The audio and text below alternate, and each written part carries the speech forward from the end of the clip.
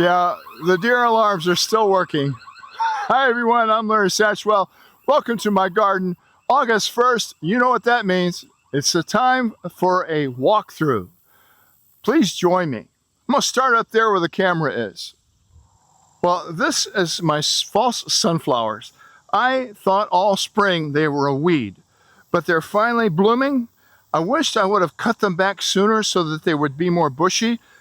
This is one is kind of bushing out, but they might be a little bit invasive, so I'm going to have to watch this for next year. I have a red variety over there too that's just now starting to bloom. Look at my African basil. I love this stuff, and so do the pollinators. It's just now starting to bloom, but look what it looked like 2 weeks ago. Behind it there are the sage plants I got for free. And you can see there's pollinators working on it. They're starting to bloom now. And all they needed was a little tender loving care. This cardinal flower here, I actually took a cutting off of it from a pond. The pond was actually in a county park, but I left the plant. I just took a cutting last year. I bought a cultivator here for 15 bucks and it bit the dust because we had a little bit of a dry spell. So this loves moisture. I've got one of those Lowe's tubs buried down in there. I did a video on it I think last year at this time. But this cardinal flower is going to be the next big thing that the hummingbirds come after. Right now, they're on a plant down there in the corner I'll show you in a minute. But these are just starting to bloom. Look at the mystery lilies down there. I thought actually I might have a few more. I had several bulbs that were kind of scattered around the hill up here, and early last spring, I dug them up and consolidated them. I had a lot of lush foliage on there, so I thought I might have a few more blooms. Aren't they beautiful? This is Thai basil that I propagated in the basement early in the spring. It has some beautiful blooms on it too, but the difference between this and the African will not, it's a sterile plant. It will not produce seeds. It's a hybrid, a cultivator. This one will produce seeds, so it's not going to bloom nearly as long, but it's still beautiful. The lantana plant here, I've cut it back a couple of times, so it's a lot bushier. Look at that big weed in there. I just weeded a whole bunch yesterday, and it's kind of when you get so close to it, you can't see the forest for the trees. But this weed produces so many seeds. Unbelievable. Well, this is just an overview of the garden. Let's go down there and avoid the deer alarms and see if we can take a closer look. This is the plant that the hummingbirds are going crazy for right now. I don't remember the name of it. I'll look it up and give you a screenshot. But I already remember that it's flame. It has tiny little flowers on it, but the hummingbirds are all over this plant. And I've got some footage of that I'll show you a little bit later. Here's what the flower bed looks like from below.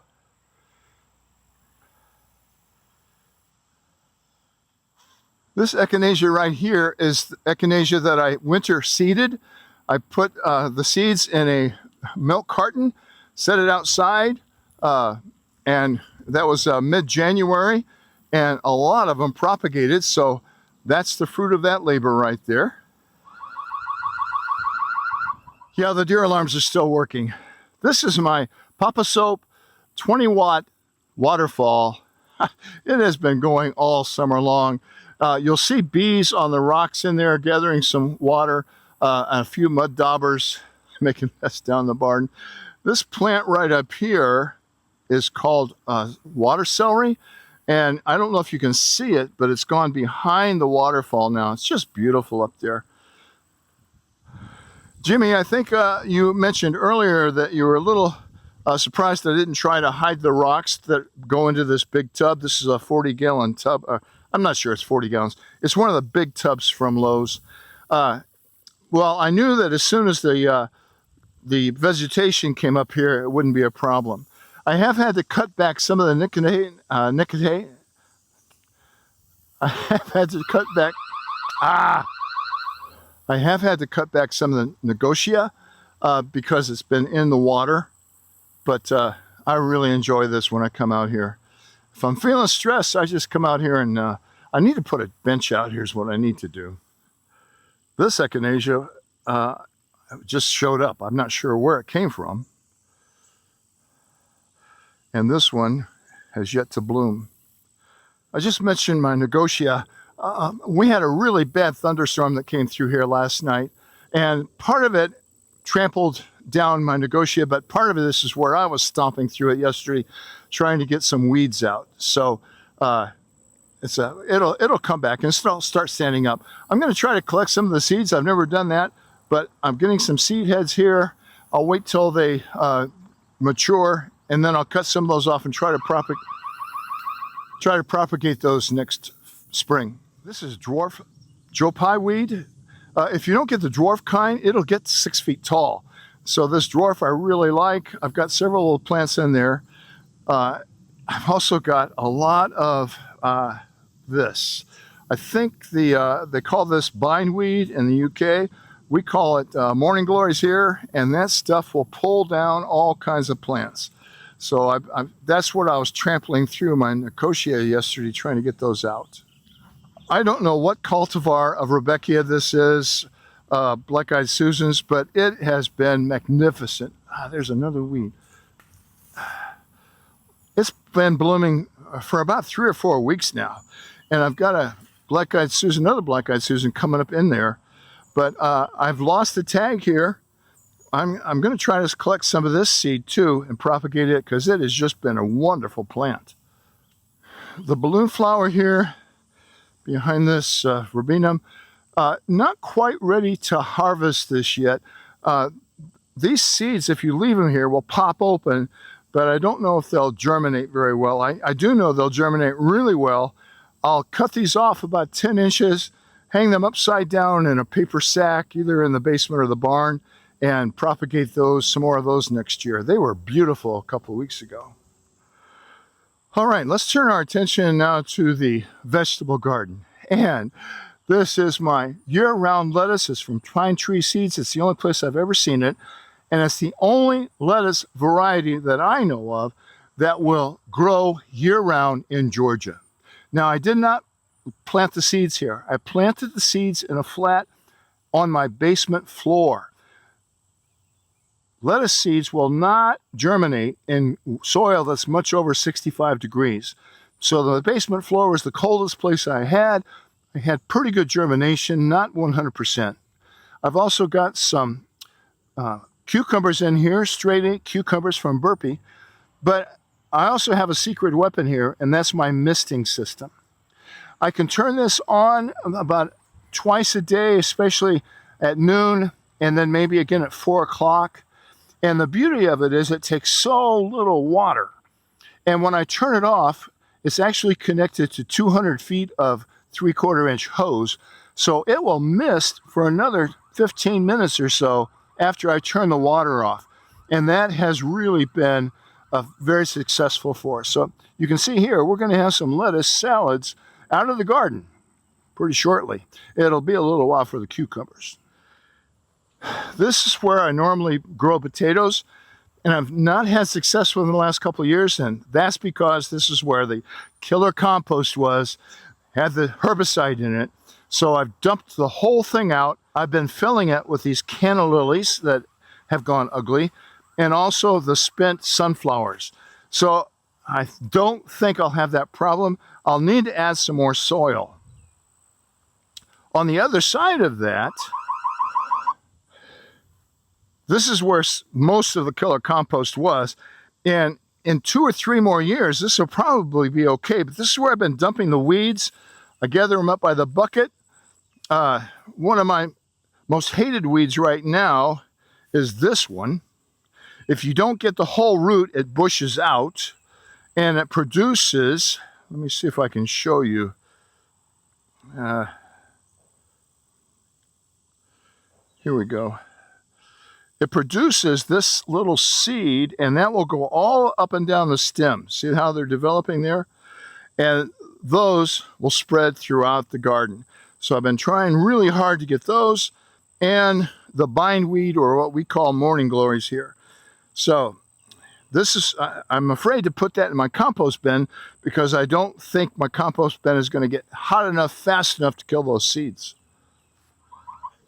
Right behind that, my compost bin right there, this is my carrots that we use to feed the animals when the kids come. I did try to plant some carrots here a couple weeks ago. Nothing came up because the soil is just too hot. There's another bed of killer compost. Dumped all of it out, and now I go to Lowe's once or twice a week, maybe more often. I always look for their busted bags. So this is this is several bags of their compost and of their mushroom compost.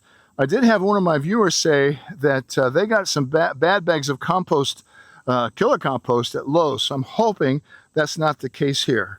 This one bag, for whatever reason, had several shells in it. Here's another one. Maybe they gathered it from the seashore. I don't know. This is my buckwheat. You'll see the big bumblebee right there. That's not a bumblebee, that's a carpenter bee.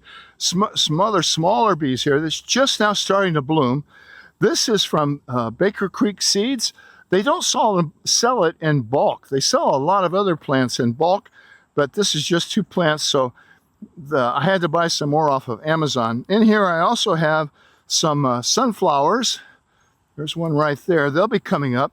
And I just discovered this morning an okra plant in there, and I'm not sure where that came from. But I'll be doing one of 2 things here. I'll either be turning it over as a green manure crop, trying to improve my soil, or I think it's pretty safe to cut it off and put it over in my compost bin. So that's why I have buckwheat here. This was a dead bed. Hard to grow things in the summer here in the South. Buckwheat seems to be doing okay. In my last garden update, I told you I was going to cut these plants off and try what I saw a guy do on the internet. So here's the problem. This bed is just crammed full, and I can already see some plants dying. They're just too crowded. So what he does, and he said this bed was 4 years old, cuts them off, puts an inch or so of compost on top of them. Well, I think I put too much compost on them because I've got some dead plants in here, but a few came up. And what I'll do after these come up is cut off the runners. And I might do a couple of things here. I think I'm going to do another section like this, only not cover it nearly so deep in compost because these came up. And on another section, I think I might try to take them back to the mother plant to see what's happening. But the deer have been out of it because my deer alarms have been working. So this is still a work in progress, and I think that's what gardening's all about, kind of a work in progress. I think I have the camera set about where I had it last time. I told you I was going to have to cut back my raspberries here, and I've done that in the last couple of weeks. Lotus are looking great. I cut them back and tied them to the fence, so I hopefully will have a bumper crop of raspberries again next year. None of the bee balm in here was still blooming, so I've cut it all back. This is my bird bath. I'd like to make it a little bit larger. This is a tub from Lowe's. It's only like 6 inches. Yesterday I added another little pump in here. This is also another Papa Soap pump down in the Lowe's container here. I think this was a 12 watt. This is where I mount a camera to get these shots of the birds taking a bird bath. But I haven't had one since I added this other fountain. More buckwheat. I'm not sure exactly what's happening here. I did broadcast it and then I raked over the top. So I think those may have gotten a little deeper or maybe shallower. I'm not sure. But they're just starting to bloom, and I've got some more coming up here. I've also got some crookneck squash coming up here and a few sunflowers. It's already getting pretty hot out here. I videotaped all of this morning, but I didn't like the sound, so I'm trying it again. When it's 95 degrees out and 105 index, you can't use a general sprayer to spray the garden. The water just evaporates. So I've been using my soaker hose to keep this moist. So you can see the heat has taken its toll on my tomatoes. This was a plum tomato that is non-determinate. So I've been gathering these as they ripen, putting them in freezer bags and putting them in the freezer. Tomorrow, it's only supposed to be in the 80s, and I do a lot of my canning in the outside. So tomorrow, probably this afternoon, I'll take those out of the freezer and can these tomorrow. I leave them on the vine here, but next time you see this section, it's going to be completely naked. Except for, hopefully, let me show you this. These little grape tomatoes have been delicious. And before the vine completely died, I took a couple of little sections and buried them and put some weight on them. They've already got blooms on them. I mentioned earlier that we had a big rainstorm last night. It looks like we got almost 3/4 of an inch of rain. Rain for a couple hours. This is the plant right now that the hummingbirds are really going after. It's really, come on, Larm. It's really a beautiful plant. And I hope I can fill this area next year. I'm going to look for some more of them. Of course, I don't know how to say it. Well, you just missed a hummingbird. As soon as I brought this tag over to try to pronounce Crocosmia, my phone went dead. If you're working with an iPhone in the sun, it will overheat. And as I just turned around, dang it, as I just started filming, 2 hummingbirds came up to this plant. They are loving this plant right now, but there's one over in the corner they like even more. Let me go show you. We passed this plant earlier. I've got my cameras here because this is a plant right now that the hummingbirds, boy, there's a big truck coming by. Ah, it's a school bus. That's right. School starts Monday in Gwinnett County. The hummingbirds just can't get enough of this plant right now. And I've got my cameras over here to try to capture it. They're so flighty though, it's really hard to get a good photo of them. So I'm going to leave you here with some footage of this plant and the hummingbirds. I'll take the SD card out of here and see if it's captured anything. Wherever you are, I hope you're blooming. Watch out for yourself. Be safe. Watch for the heat. Stay hydrated and stay safe. Thanks for watching. I'll see you in the garden on August 15th.